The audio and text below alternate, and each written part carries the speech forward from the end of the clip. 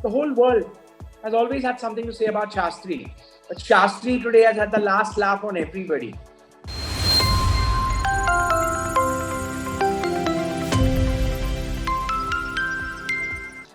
The last time Australia lost a test match at Brisbane, at the Gabba, was in the year 1988.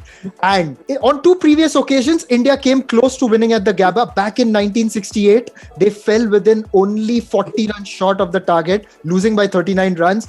In 1977, they fell short by 16 runs. And now history has been created. India have won the test series. But more than anything, people are talking about the odds that were stacked against Ajinkya Rahane and his team as they sealed a memorable test series win here in Australia. Now I've got with me Geoff Lawson all the way from Sydney. Geoff, thank you so much for joining me. Well, it's an absolute pleasure, particularly to talk about this test match victory, because it was really one for the ages. What a marvellous result. Absolutely. And we've got Sachin from the Global Cricket School. And remember, this episode on Niche Sports is powered to you by the Global Cricket School. Such a memorable day for India. As you say, Brazil, it's the first victory for India over there. Brisbane is India's new happy hunting ground. Fantastic, gentlemen. So here's what we are going to do. We're going to look back at this victory and look at what worked for India to start with. Geoff, from the outside, the last time we were talking, you said that Australia have got the edge, and I agreed with you at the time. Sachin changed his equation from 51-49 to 52-48. So we were in agreement that Australia are the favourites. What did India do right here? Again, it was character and grit, wasn't it? Well, it was a number of things, but as our predictions were, we always thought it was going to be very close, even though we thought Australia were the favourites. It was only by the slimmest of margins. And that was based on India's wonderful performance at the Sydney Cricket Ground, where they saved the game on the last day to keep the series alive, when really it should have been harder to hold on the SCG than it was at the Gabba on day 5. And when you look at the Indian side, the one that started the first test did not have much resemblance to the one that played the fourth test. They knew they were going losing their captain Virat Kohli. They came without Ishant Sharma, who we thought would be a great exponent of Australian conditions. And they won a test match with some rookie players and with a captain who's very much different in character to Virat Kohli. And they won it for lots of reasons. And you mentioned grit and character. Well, test match cricket is about that. It's over 5 days. The series, of course, is over 4 test matches. So, we call them tests for a reason. They're not easy things to win. It's not a 20-20 hit and giggle. It's not a 50-over game. It is a test of character. It's a test of discipline. It's a test of resilience and stamina and all those things that we see as great human qualities.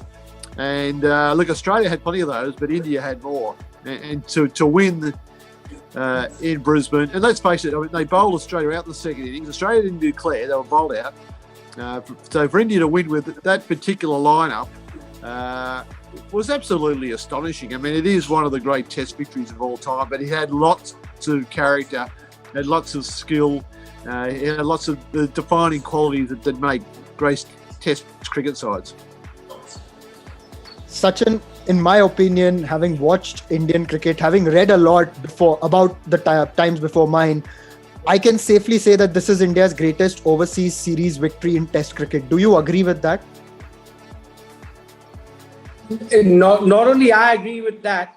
I've just got off the phone to Steve Waugh, and even his first lines to me were, he reckons it is India's greatest Test series win of all time.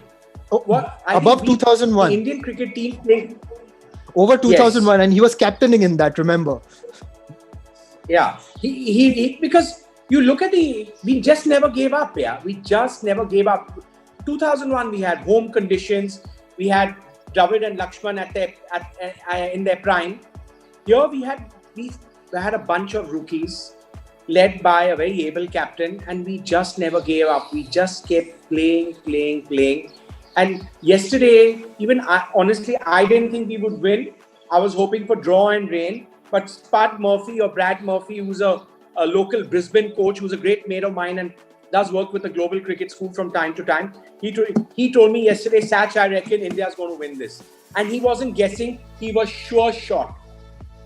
He said Siraj, in his language, Spud's a great character. He said, hey Sach, that Siraj has got some ticker. And Spud has a great understanding of this game. And Spud was confident yesterday. I wasn't, he was. He said India would win. It's just a very special day. I mean, you go out there with what, and I mean, I'm lost for words. Sometimes I get speechless on a day like this. You go out there with the kind of guys making their debut, young guys, first day in international cricket. You go out there and you fight. And you keep fighting till that last ball, and we won. It's just incredible, yeah. It's great. Hats off to Ajinkya Rahane. See, as one more thing, no one gives credit to Ravi Shastri, Bharat Arun and Vikram Rathod. They have done a phenomenal job with this team. Bharat Arun quietly working young rookie fast bowlers in the background, working with the bowlers, getting them ready, counseling Washington Sundar, first test match. It's from the same city and same state as him. And see where it has got us. Vikram Rathod, the grit with which he played his cricket, captaining Punjab and what he played for India. You could see that he has done some seriously good work with this team to get them to where they were. And the whole world has always had something to say about Shastri. But Shastri today has had the last laugh on everybody. The old, as what they say, Kharoos, or the strong-willed Bombay cricket, Rahane, Ravi Shastri, Shardul Thakur, they were there. They were there when it counted for India. It's like the New South Wales, what New South Wales is to Australia. I reckon Bombay won against New South Wales today in my parlance. It was the Bombay strength that saw us through today. I mean, sorry, the India strength, but with the Bombay touch to it is the right way to say it. All right. Geoff, as a former fast bowler, having seen what Cheteshwar Pujara was putting up with today, he was smacked on the head, he was hit on the hand and kept taking balls on the body. And when someone like that is refusing to give up, how do you as a fast bowler deal with that? And a word on his determination. I think that left everyone in awe of him today, especially today. Well, Pujara's determination and ability to occupy the crease is no secret. 2 years ago, he was a part of that great series where he occupied the crease for so long but made runs quickly. This series, he's occupied the crease. Hasn't scored quite as quickly, but he's done a phenomenal job. Today, I think what he got hit nearly a dozen times in different places, fingers, head, thighs, groin, ribs. It was a battering, but the only time I saw him, I thought really showed some pain when he got the one on the fingers, which was about the ninth hit he got. He just doesn't show much emotion. He just gets the job done. And the example that sort of behaviour out in the middle sets to the guys in the dressing room. It says, here's a tough guy. He's not going to bend. He might bend, but he's not going to break. He hardly changes expression. He just goes about his job. And for him to occupy the crease for so long today was a big part of the victory. And he didn't have to be the run scorer. You've got a batting partnerships, and he and Pant did that. But it just set such a great example to the team. It reminded me of Alan Border against the West Indies sides, where there were lots of broken bones, fingers, arms, and whatever. And it reminded me of a Border-like experience. And I can't issue higher praise than that. Border against the West Indies, Pujara against Cummins, Stark, Hazelwood. It was phenomenal stuff, and I think Rishabh Pant will get a lot of the pats on the back for the way he batted, but Pujara, he won't be an unwritten hero. He'll be very much written, but to see him get hit so many times on that Brisbane wicket by genuine fast bowlers was astonishing, but he never relented.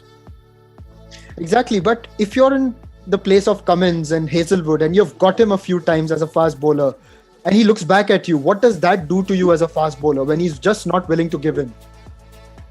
Yeah, well, you talk about those three. They're actually three very smart fast bowlers. They understand how they've got to intimidate batsmen, and hitting batsmen is about then getting them out. That's what it's about. It's not about actually physically hurting somebody. It's about changing their footwork, making them play a different stroke, maybe not get behind the line of the ball, maybe not defend their innings as much as they should do, but Bajaj just didn't do that. I mean, he did not flinch.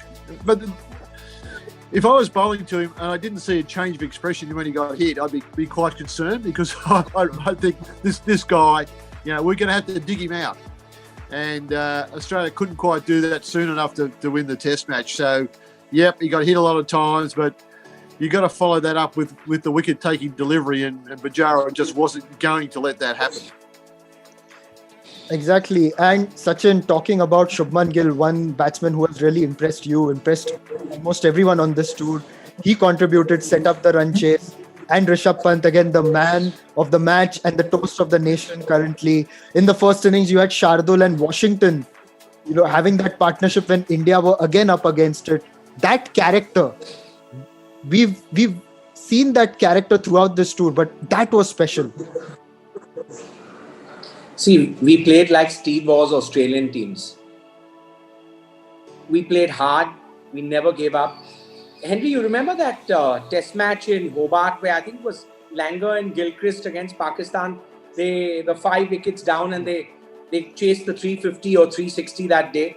This in many ways reminds me of Steve Waugh's Australians who played cricket like that, never say die, never gave up till the end. And you've got a captain there in Ajinkya Rahane, who, by the way, talks to Steve Waugh a lot. They discuss leadership, they discuss cricket, they discuss captaincy, and he has taken stuff from that, and he has taken himself to another level. Talking about Australia, there's a lot of talk about Tim Paine, and he had done a phenomenal job of rescuing Australia or pulling them out of a tough situation after the Sandpaper Gate scandal. But right now he's the one feeling the heat. And I know he apologized for the Sydney incident and people should move on, but it's still being held against him, and considering his glove work also hasn't been all that good. So Geoff, where does Australia look ahead, like in terms of leadership, if they have to make a change? Well, firstly, we've got to give Tim Paine a lot of credit, because he was headed the leadership for very specific reasons after the South African Sandpaper event. And that was to lift the ethics and the morals of the team and restore Australian cricket, the Australian cricket team to a very good place. And he did that to a large extent. Let's face it, after 2 Test matches, Australia were going well this series. Paine had batted very well in Adelaide. He was keeping well, and then the last couple of Test matches, his keeping's been certainly not up to par. He's normally exemplary with the gloves, and that hasn't happened. He's dropped a few catches, and also the behaviour issue with Sydney, very much out of character for Tim Paine, that sort of thing. But obviously things on his mind. But then when you lose a home series that you probably should win, you allow the India to bat all the last day in Sydney, and then you can't bowl them out on the last day in Brisbane. There will be questions asked about how that's going to go and how the tactics were and how everybody was responding to Tim Paine. Australia have got a series in South Africa, if it goes ahead, and we're still waiting for the final word on that, but that's only a couple of weeks away. There are a number of very good young keeper batsmen in Australia, and the selectors may take this opportunity to say, thanks a lot, Tim, you've done a great job. We asked you to do a specific job with your leadership. That's worked out pretty well. Maybe it's time now to move on and give our young players another shot. Of course, Pat Cummins is the vice-captain, so the logical thing to do is to move him up to the captaincy, and that would be a great change for Australian cricket, because fast bowlers have rarely been appointed captains of Test sides, let alone Australian sides. So that would be really breaking new ground, but perhaps the time's right.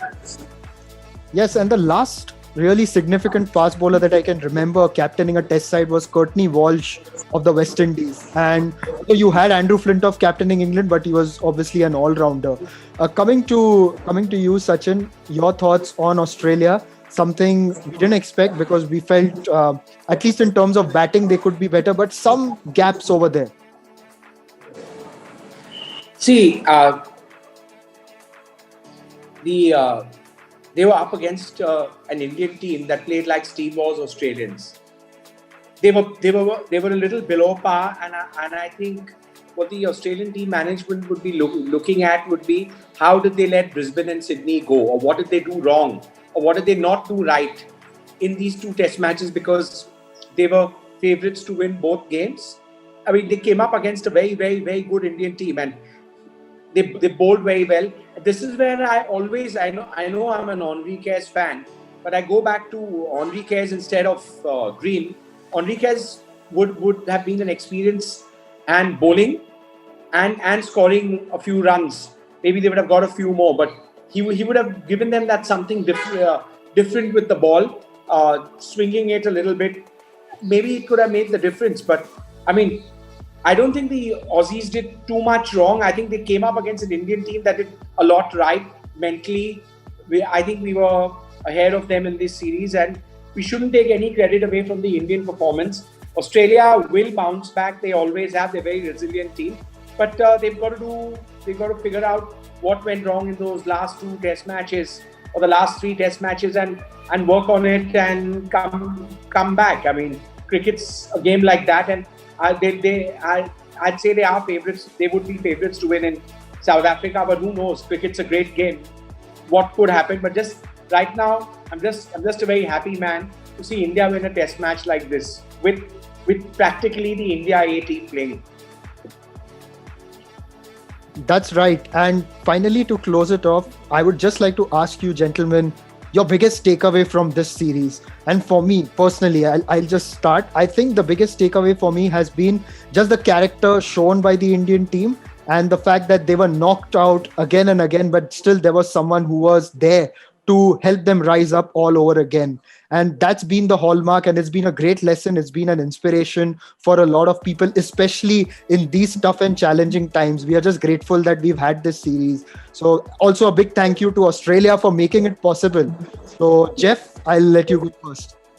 Well, yeah, obviously there's a lot of challenges in world sport at the moment, with people battling COVID all over the world. So to have this series in Australia, yeah, there were difficulties early on, people going into quarantine, and there's been some discussion ongoing about moving within Australia. But everybody got over those barriers, and we had some phenomenal cricket. So kudos to everybody who was involved in organising this series for a start and getting it going on Australian soil. So that's a big win before we even have a test match.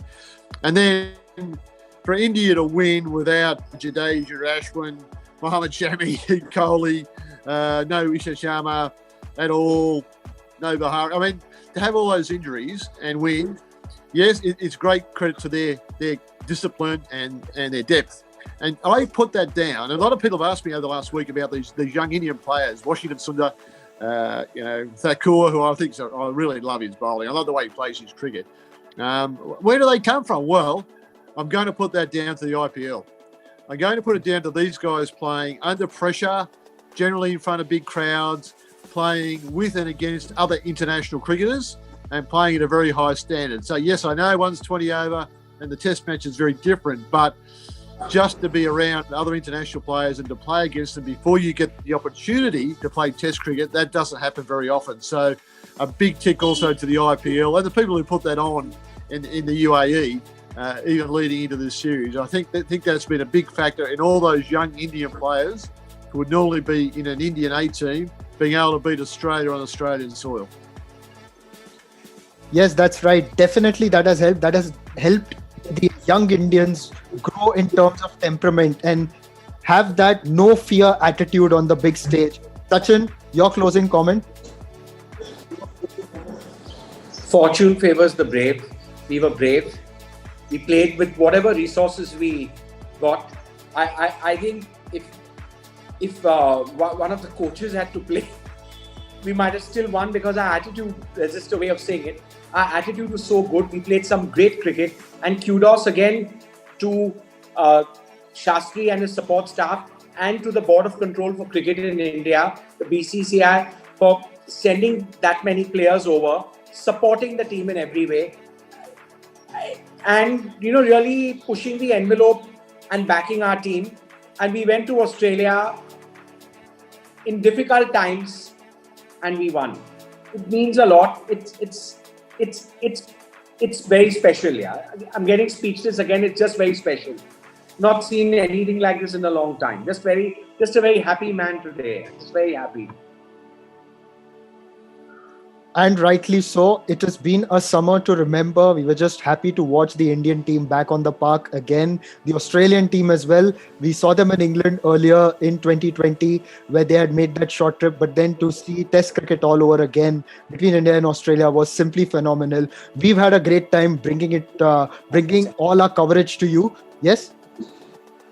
One last point. Now to watch the Sydney Sixers win the Big Bash. Does Geoff have something to say about that? Yeah, well, the Sixers are on top of the table at the moment and playing some pretty good cricket. So, once again, the Big Bash is being played all over the place. The Sixers haven't played a home game this year because of all the COVID restrictions and states being closed. But the Big Bash goes on and still being successful. And the Sydney Sixers are top of the pile at the moment. Great. That makes Sachin double happy because India has won the test match today and Sydney Sixers are doing well. And that's only going to grow when Sydney Sixers win the title for Sachin, hopefully. But anyways, thank you, gentlemen. It's been a real pleasure to have you two through this Australian summer. And Geoff, big thank you for joining us. And we've called you late nights, we've called you in the mornings, and you've been there. Thank you so much. Koi bet nahi. Thanks, Henry. Shukriya all. Thanks, guys. And yes, all the best, mate. do subscribe to our channel and press the bell icon for all the updates. Thank you so much.